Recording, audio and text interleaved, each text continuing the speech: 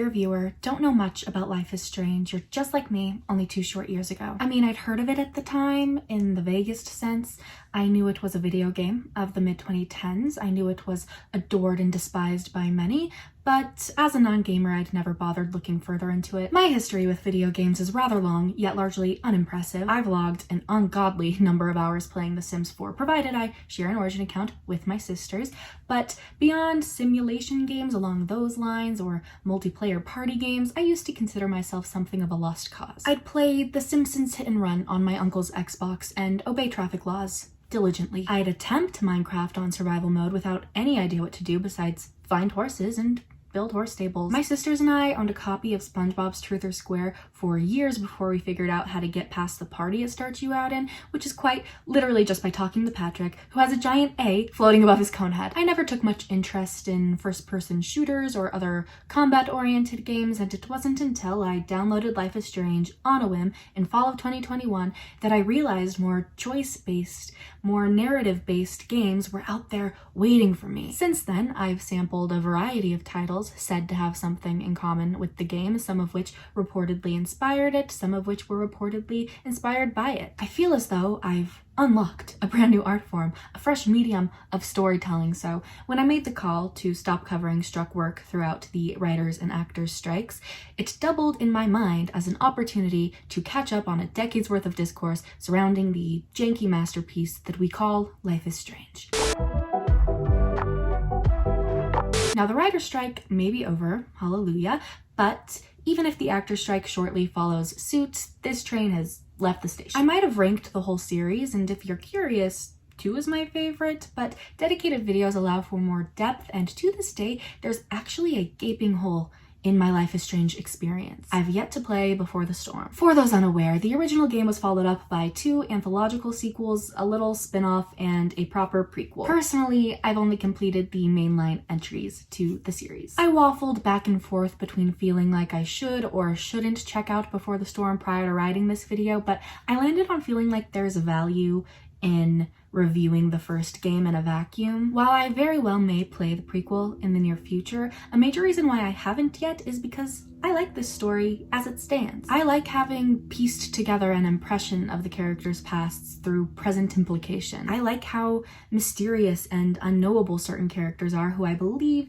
to play a bigger role in Before the Storm. Perhaps someday we'll venture further into this canon, but for now, allow me to share with you my opinions on the first game alone. After a word from Factor, our sponsor, of course. If you watched either my video about the 2nd season of Bridgerton or my video about Teen Wolf the Garbage Movie, you'll know that I've twice worked with Green Chef, which is a meal kit service that delivers ingredients to your door. Well, Factor is owned by the same company, and it's kind of like that, except without all the cooking and cleaning, but with still the delicious, nutritious meals. It's great that you can enjoy both brands at discounts using my codes now, because sometimes you want to cook, you want to flex your culinary muscles, but a lot of the time you're busy, you're tired, you're hungry, and you just want to heat up a tasty, pre-made, and never frozen meal in only 2 minutes. Their menus are updated weekly, offering keto options, vegan options, vegetarian options, which are perfect for me, and more. I mean, I can't neglect to mention the seasonal options, which are perfect for everyone. Right now, you could try their autumnal cranberry pecan chicken or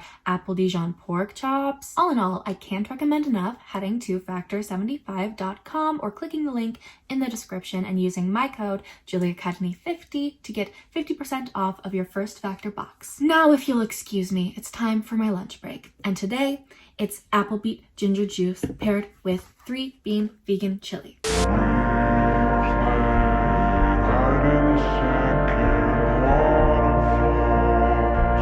Right, so it begins with a tornado.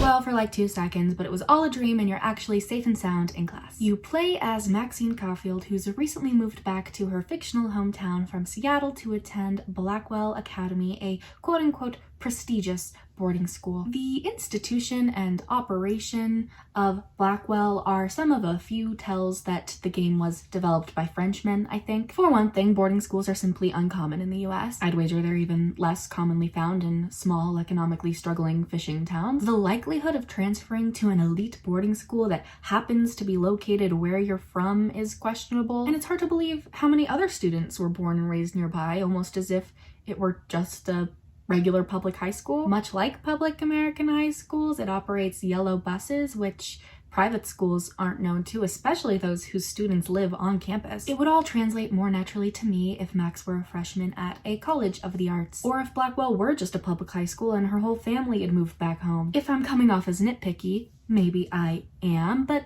the amalgamation of each tiny irregularity does matter. Logistically, there's something uncanny about Arcadia Bay, and when I call Life is Strange janky, that's one minor aspect of it that I'm referring to. The thing is, though, that every so-called janky aspect of this game is counterbalanced by a more substantial, brilliant aspect of it. For instance, logistically uncanny as it may be, the setting of Arcadia Bay makes for an outstanding backdrop. Hand-painted, apparently, and expertly framed, there's an inherent nostalgia to the various places of interest you'll visit, from the junkyard to the diner. The venue Episode 1, Chrysalis, most familiarizes players with is Blackwell itself. First with Mark Jefferson's photography classroom, where he, as well as two other prominent characters, Victoria Chase and Kate Marsh, are introduced. An efficient opening, I'd say, in that it quickly and effectively establishes the crux of each of them. It's helpful, of course, that they're quite archetypal. Mr. Jefferson is the cool teacher who all the girls fawn over. Excuse me, can I talk to you for a moment?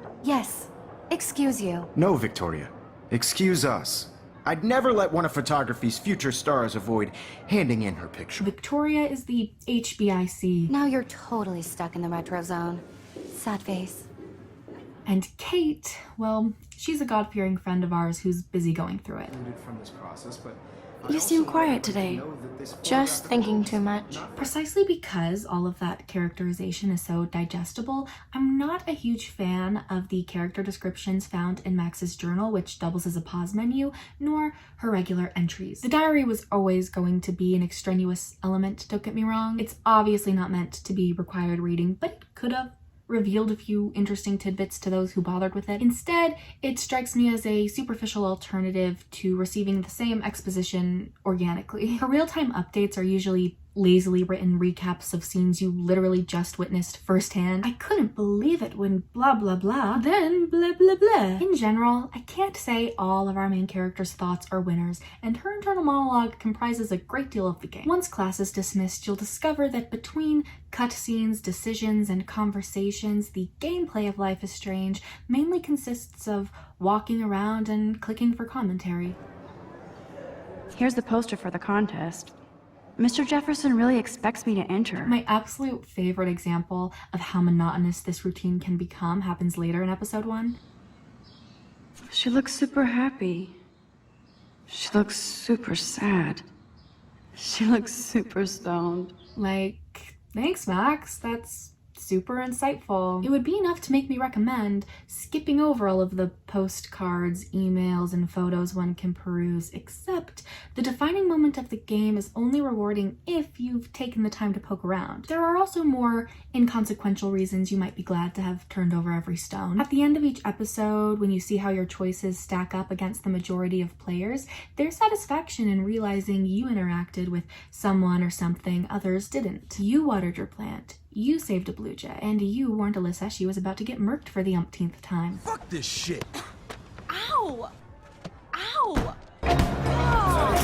Again, I find the strengths and weaknesses of Life is Strange inextricably linked, and we're barely scratching the surface. So after class, you make your way to the bathroom where Max tears to shreds the Polaroid she intended for the Everyday Heroes contest. And honestly, I think ripping it up is the right call. An image of the twinkle lights and photos taped to your bedroom wall could be cute on your Instagram feed in 2013, but it has no business hanging on an art gallery's wall, even if the game will later insist it's timeless. There's something timeless about your images. And powerful. I've seen a lot today, but there's something powerful and understated in yours. No, if we, as players, had a say, I'd submit the picture Max is about to take of the blue butterfly that's flown through the bathroom window. To be fair, it wouldn't be on theme, but I don't see what's heroic about decorating your own dormitory either. Anyway, that's beside the point. While our girl is tucked away behind the stalls, local Nepo baby Nathan Prescott barges in,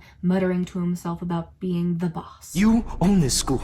If I wanted, I could blow it up. You're the boss. And he's followed by a blue-haired girl, attempting to blackmail him for drug money. Now, let's talk business. I got nothing for you. Wrong. You got hella cash. That is, in fact, how she talks, and you're just gonna have to get used to it. The altercation culminates in Nathan pulling out a gun and shooting her, but when Max reflexively intervenes, she finds herself transported back to Mr. Jefferson's photography lecture. It's truly absurd how long I've gone on without mentioning time travel. Life is Strange is a time travel game, and I've stumbled across a fair amount of criticism surrounding how inexplicable that superpower is. No time is wasted getting to the bottom of how nor why Max has this ability. Fan theories suggest it was a dormant power awakened as a trauma response. And where episode 2 Out of Time begins, it's clear Max did some off-camera Bella Swan level studying, but narratively there's an obvious lack of emphasis placed on the science behind it all. Personally, I think the game is all the better for it. This isn't Back to the Future. You're not watching Avengers Endgame. Even in stories like those, which are more likely to feature quantum jargon, it's all gibberish because seeing as time travel isn't real, there's never going to be a satisfactory justification for it. You might as well skip over the explanation. See if I care. What actually matters in time travel fiction is internal consistency, and it's certainly not promising that one of the very first things Life is Strange does is break its own rules. Max herself will never again rewind with time. She'll stay put and reverse the world around her. Is this little plot hole a game ruiner? No, but it is an unforced error and not the only one. After you retrace your steps to the bathroom in order to sound the fire alarm and stop the shooting, you'll be accosted by an unfriendly security guard called David Madsen, who you'll later witness badgering Kate in a similar manner. Do you understand what I'm saying? No, and leave me alone. At that point, you're faced with a choice between taking a photo for evidence or intervening. You're a clever gamer girl though, and you know that items on Max's person remain on her person as she rewinds. It stands to reason that you could snap a shot, hold on to it while you flip it and reverse it, and then step in to defend Kate. Unfortunately, that is not allowed. In all fairness, inconsistencies like these don't really come to mind past episode 1. Perhaps feedback between releases was taken under advisement, or maybe I'm forgetting something. In any case, it's still a fair issue to take with the game that its time travel mechanics aren't airtight. If only I cared. The following stretch of Chrysalis is spent experimenting with your newfound abilities and exploring campus on a quest to retrieve your friend Warren's borrowed flash drive. If that sounds like an insignificant objective for someone who's just witnessed an almost murder and discovered she's superhuman to concern herself with, you're not the first person to point that out, nor are you wrong. You might also begin to notice throughout this section a disconnect between Maxine Caulfield the character and Maxine Caulfield the player character. This girl is shy and insecure, but under my control, she's gonna chat up anyone and everyone. She's gonna impress the skater boys with her knowledge of tray flips. She's gonna convince Brooke to let me fly her drone. Nevertheless, it's important to further familiarize yourself with the gameplay mechanics, and your conversations with minor characters help to develop the universe. From them, you'll hear all about mysterious missing person Rachel Amber, who was apparently beloved by all. That, or nobody's willing to speak ill of the maybe dead. A couple of your peers also have something to say about the Vortex Club, which is another confusing element of Blackwell, if you ask me. At my high school, which wasn't private, to be fair, we had clubs like chess club, like film club, we had cultural clubs, but the Vortex Club is seemingly made up of the most popular kids in school. They don't get together to do an activity or work on a float for the school parade. They just get VIP sections at school-sanctioned events. How is that allowed? Whatever. The next scene, of note, begins with Max accomplishing the impossible by, at long last, returning Warren's flash drive. Thank God that topped the itinerary. I don't know what he would do without it. So, did you get a chance to check out the movie booty on my flash drive? And because he's a sweet boy who's evidently smitten with her, Max is just about to fill Warren in on the day's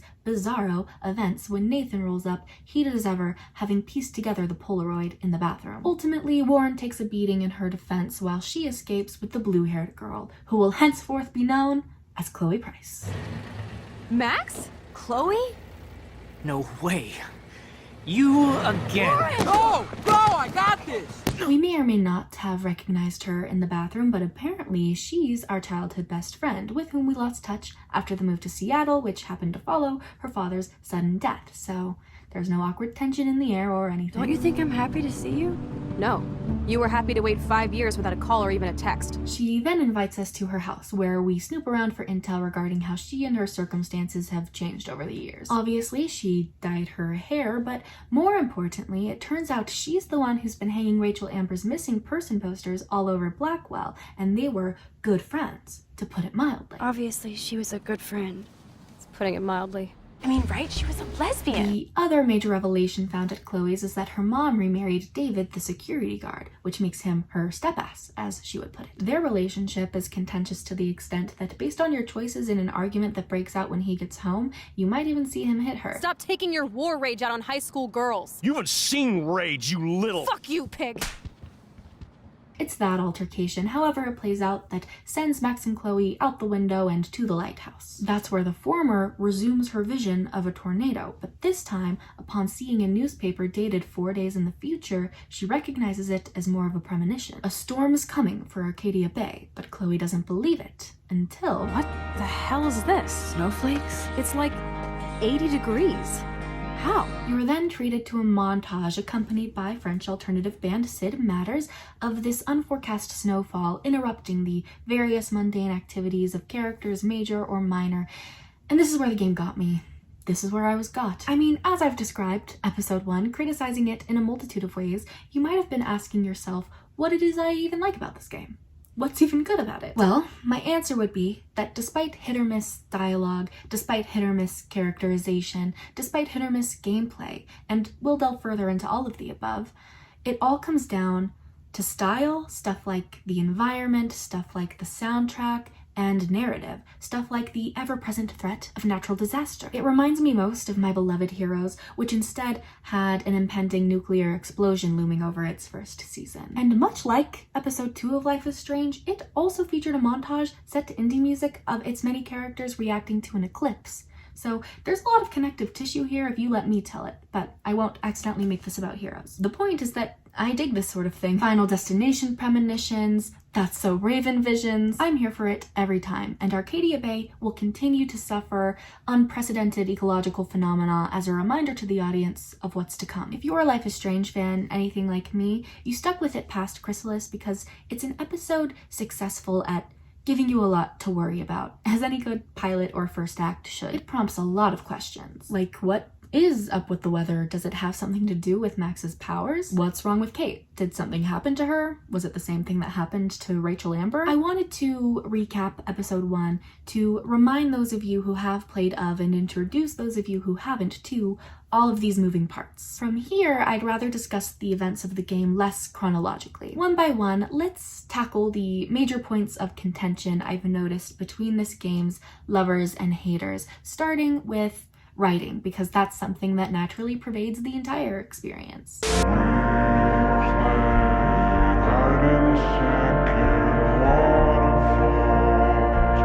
I realize writing is a vague label that pertains to almost everything. The plot was written, the characters were written, but by it I suppose I mean prose, and having already gone in on Max's journal entries, that means dialogue. I previously called it hit or miss, and I suppose what differentiates a hit from a miss for me is often which character has the mic. Certain quirks of the writing style suit some better than others. For example, Victoria and Mr. Jefferson might both use the word selfie in a pun. Now, why don't you go fuck your selfie? Selfie expression. Sorry. But I buy that significantly more coming from a corny teacher than I do the coolest girl in school. The way I see it, Victoria's lines miss the most often. Because her archetype is supposed to be trendy and current, she's not the only queen bee as of late to fall victim to verbalized emojis, for instance. But speaking of accuracy in regards to generational lingo, no conversation about the dialogue of Life is Strange can go without mention of Chloe's catchphrase. You got hella cash. You are going to get in hella more trouble for this than drugs.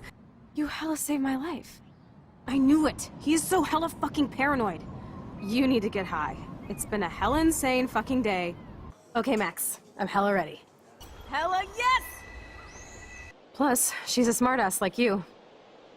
We would all be hella best friends forever. You're right. We hella deserve it. Splish splash.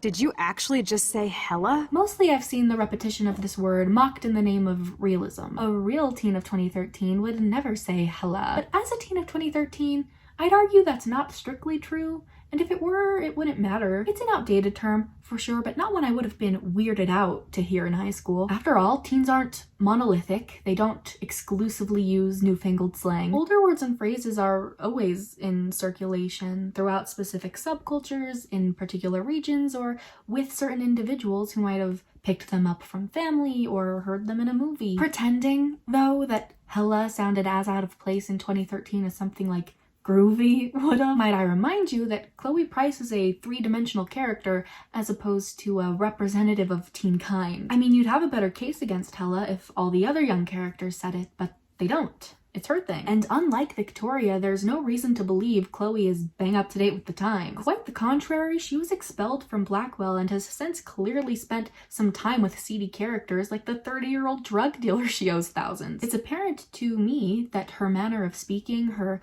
false bravado and confused vocabulary was very intentionally written to come off as recently developed or perhaps performative. Case in point, near the end of episode 3, Chaos Theory, Max discovers that she can travel further back in time through photographs. That means we're able to reverse Chloe's father's death, but then in the alternate present, she's not only blonde, not only severely disabled, but a hella hater. It is hella cold out here.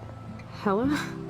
I hate that word, no offense. What kind of sick world? I guess I just find it a sort of tragic way to assess the quality of dialogue in a work of fiction, to be like, that word is cringy and therefore its usage is unartful. Did it ever even occur to you that Chloe is cringe?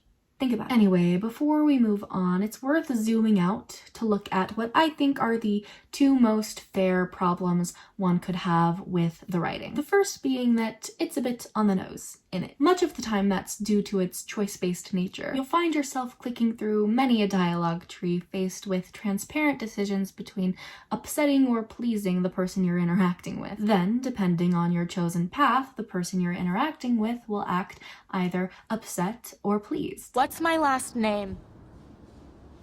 Juliet Watson. Duh. I'm flattered. I didn't even think you knew my name at all.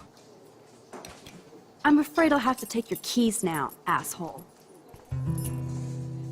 You did not just do that. The other overarching problem in my eyes is that random lines here and there must have been lost in translation. Every once in a while somebody hits you with something out of this world robotic. Did you see the freak snowfall yesterday? I was riveted by that weird snow flurry yesterday. I was riveted by that weird snow flurry yesterday. The weather confirms this weird day. Feel that chill. The weather confirms this weird day. Feel that chill. Now that's what I call jank. That's the stuff you gotta look past if you're in it for the long haul.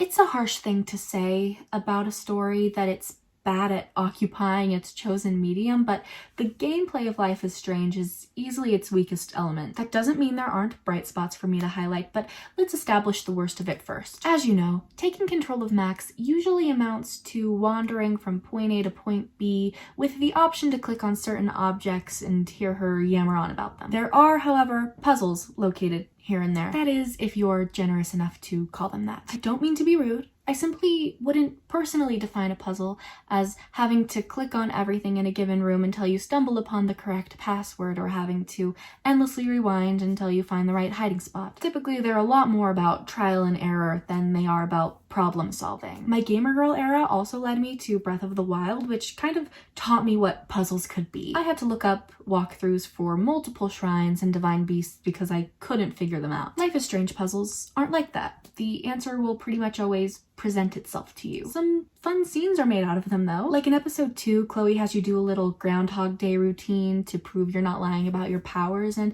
it's not hard, but it is cute. I will predict the future. No way! In episode 4, Dark Room, you spend some time at a cork board putting together clues, and I remember feeling like I was putting in the work, putting in the hours, even if it wasn't actually that complex. I hope now I've done my due diligence of criticism and we can move on to that aforementioned defining moment of gameplay, which concerns one, Kate Marsh. The second episode clarifies that the reason she's been out of sorts is because there's a scandalous video of her at a Vortex Club party floating around that she swears to Max she was drugged in. We believe her, of course, but there's no proof and she's being viciously bullied in the meantime. Early on in Out of Time, you're given the opportunity to invade her privacy and explore her room, but you don't see her again until near the episode's end, when everyone rushes out of class to find her attempting suicide. It's at that precise moment that Max's powers malfunction. She's only able to pause time long enough to catch Kate on the roof, but there's no rewinding from there. It's a little contrived, to be sure, but well set up that Max runs the risk of overexerting herself, plus well worth ensuring that this is the first time players can't run back a decision. You're completely on your own in this moment, armed only with your previous treatment of Kate and your familiarity with her. Nobody cares about me! Nobody! You told me about your sisters. Saving her, if you do, is the most rewarding moment of the game, and I have to imagine the opposite is true as well. If she dies, that probably blows. But it's defining either way. It's a major reason why I'm unwilling to say, despite my problems with its gameplay at large, that Life is Strange would have been better off in an animated miniseries or something. Player choice is integral to it, even if its system for it isn't as robust as I once thought. Bearing in mind that my prior exposure to the choose-your-own-adventure genre began and ended with the episode app, which requires you pay it money to make the obvious choices you obviously want to make, it took me a second playthrough of Life is Strange to realize how many of its famous consequences are more like window dressing. By and large, the game will play out the same way no matter what you do. You'll get angry texts from people you've wronged, your previous actions will occasionally be brought up, but even Kate, if she lives, will only be in like one more scene. I've since been more impressed with this aspect of other games. I racked up a body count in The Quarry because the characters were paired off in such a way that allowed for it. Almost every choice you make in Life is Strange 2 tips the scales towards your ending. Meanwhile, there's an argument to be made that none of the choices you make in the original matter on account of its ending. But regardless, Max brings something unique to the table, which is the dichotomy between this format and her power. That's something this game holds over every other I've played. I don't think I made a single call in Life is Strange without trying out both options first, and it was so cool to be able to do that. Chloe did call me out on it once, though. Sorry, not that easy. Oh, like I am? Just admit that you already macked on me, then used your rewind. I'm pretty sure she says that even if you chose not to kiss her in the first place, but having kissed her and then went back to see what happened if I didn't, I was like, no, she knows. Then of course I went back to kiss her again. But then I kissed Warren too because I thought there would come a point where I got to like choose between them that never came. So I guess I was just playing the field.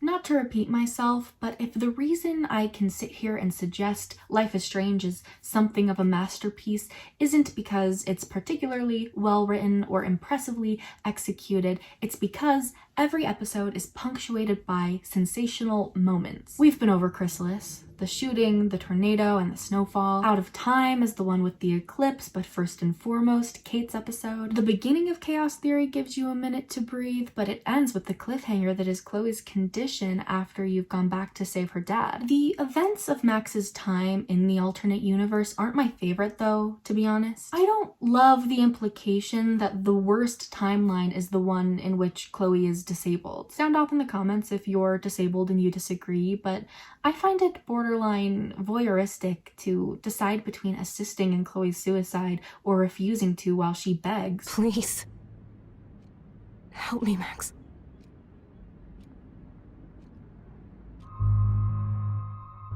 I, for one, am not eager to co-sign the idea that her life isn't worth living. It reminds me of my distaste for the movie Me Before You, but at the end of the day, I'm not an authority in this conversation. Regardless, I think the scene is the best evidence to support the commonly held belief that Life is Strange is mere trauma porn, which is to say, disingenuous in its depiction of sensitive events. Think 13 Reasons Why, something easily misinterpreted as deep when it's really just shocking. I'm not of that opinion myself. The game is melodramatic, no doubt, but still earnest and thematically rich. It's only this scene really that keeps me from calling the idea baseless. Moving on to the end of Dark Room, one of the most powerful moments in the entire game is when you find Rachel's body. Chloe's reaction is absolutely heart-wrenching. No, no, please not her! And I don't know about you, but I really didn't think they would go there. It's silly in hindsight. All signs pointed to her being dead. She was always most likely a goner, but I don't know. It was too much to ask not to hope. Max borrows her clothes, uncovers her secrets, and talks to Chloe about how they'll all hang out someday. Rachel Amber is the main reason I haven't played Before the Storm. She's also probably the main reason it was made. But I don't want to lose the mysticism of her. The impact her death had on me, given she was already dead before the game's timeline, is way more interesting than any background information ever could be. It's a shame, though, that I'm not fond of the plot twist that follows this revelation. It turns out Mr. Jefferson is the one behind her death, and Nathan's only been drugging girls to take them back to Mark's high-tech underground photography studio. Okay. Now this looks good. Maybe a few more close-ups. Listen, it's not the worst idea. Mr. Jefferson actually reminds me a lot of a cool teacher from my high school who wound up under investigation for dating girls shortly after they graduated. Trust, I know predatory teachers exist, and if Mark Jefferson's villainous turn was portrayed in a more grounded manner, I think it would make a lot of sense. Grounded isn't the word to describe it, though. Where episode 5, Polarized, begins, you're strapped to a chair in his evil lair, and it's like, when did this become a horror thriller? What are we doing here? Once you've escaped, however, Polarized does have a lot to offer. The tornado has arrived, and Max realizes it was all her fiddling with the space-time continuum that created it. We broke linear time, not to mention Miss Maxine's brain. Her subconscious takes over the final stretch of the episode, and it makes for an excellent non-literal sequence which culminates in a walk down memory lane that leads you to your final decision. In many ways, perhaps most ways, the only decision that matters at all. Your first option is to use the blue butterfly photo to go all the way back to the beginning and keep yourself from ever time traveling at all. Chloe dies, her death brings about justice, and she never even knows you were back in town. Your second option is laying waste to Arcadia Bay. The two of you are safe at the lighthouse, but adios everyone else. Some people hate this conclusion, and I get it. It's not dissimilar to finding out it was all a dream, in that it renders almost everything you did completely useless either way. But me, I'm here for it. When the choice came up, I had this feeling like there was no other way it was ever going to end. Max messed with fate, and she can either stand by that and ride off into the sunset with Chloe, or she can return to the natural order of things. I absolutely love how split the decision is statistically. What did I pick? Let's put a pin in that.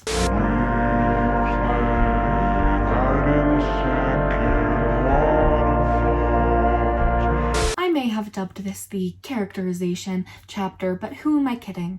We all know this is the Chloe chapter. For too long, I've ignored the elephant in the room, which is that Life is Strange haters and Chloe haters are one and the same. I mean, people have critiqued the game in a myriad of ways, many of which I agree with, but I doubt your ability to find me a negative review which doesn't include a lengthy diatribe about Chloe Price. Many hate her cause they ain't her, but as a Chloe defender, it might surprise you to hear me say that they're not necessarily wrong to. If you look closely, if you squint, she might look like a toxic friend. What, like you've never been a toxic friend? In all seriousness, it's an easy case to make, almost a boring case to make, that Chloe isn't a virtuous character. She's impulsive to an utterly stupid extent, always putting herself in harm's way and taking for granted our ability to save her. Goodbye, cruel bumper.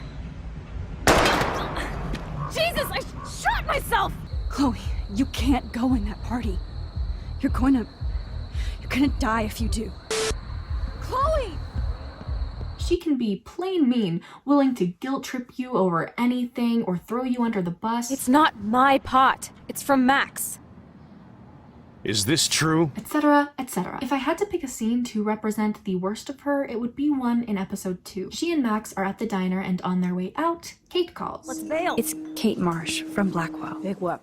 You don't call me once in 5 years, and now you're all over some biatch you see every day at school? Like, I'm so sorry, Chloe, for taking half a second out of my day with you to comfort a suicidal friend. A scene like that makes it abundantly clear why she's a controversial character. But it also very much calls into question the analysis of anyone whose read on Chloe begins and ends with a list of her sins. Congrats, you clocked that she did a bad thing or two, but surely you don't think that was an accident on the part of the developers? I mean, you couldn't possibly watch that scene and view her selfishness and immaturity as unintentional. Whenever creators who've made videos dedicated to assassinating her character try to lend credence to the notion that not all fictional characters are supposed to be morally upstanding, they always draw the same comparison. It's always a comparison to Walter White, which is very silly. And it's very silly because, for one thing, there's a lot of space between Chloe Price and Walter White, okay? And for another, their arcs are exact opposites. Mr. White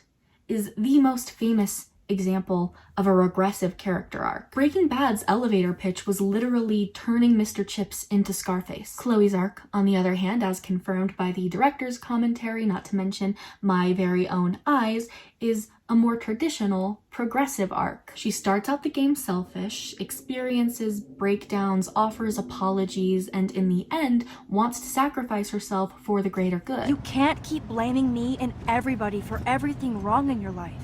It's so not fair. I gotta blame somebody, otherwise it's all my fault. Fuck that. I was a total dick for blowing a fuse when you answered Kate's call the other day. Good thing you ignored me, and you saved her. Like me. I'm sorry. I'm so selfish. Not like my mom. She deserves so much more than to be killed by a storm in a fucking diner. There's so many more people in Arcadia Bay who should live. Way more than me. Don't say that. I won't trade you. You're not trading me. I know I've been selfish, but for once, I think I should accept my fate. It's not even subtle. I don't get what's so hard to comprehend. Nobody has to agree that her journey was well executed, but we can't even have that debate if you don't see her journey for what it was. I don't want to dwell on it, but I think we all know the deeper reason why certain types can't stomach an abrasive female character like Chloe. She was always going to have legions of haters and legions of defenders who double down on their love for her in retaliation. She is not but a traumatized teenager. To get to her, you'll have to go through me. That being said, I did kill her off. I think it's an unpopular opinion among Chloe's defense attorneys that saving Arcadia Bay makes for the better ending, but that's my truth. I just find it too antithetical to the game's themes dealing with the butterfly effect to go scorched earth. And maybe I'm a utilitarian, but there are a lot of other characters I don't want to murder. To me, it's a very fitting and peaceful ending to attend Chloe's funeral and spot a blue butterfly.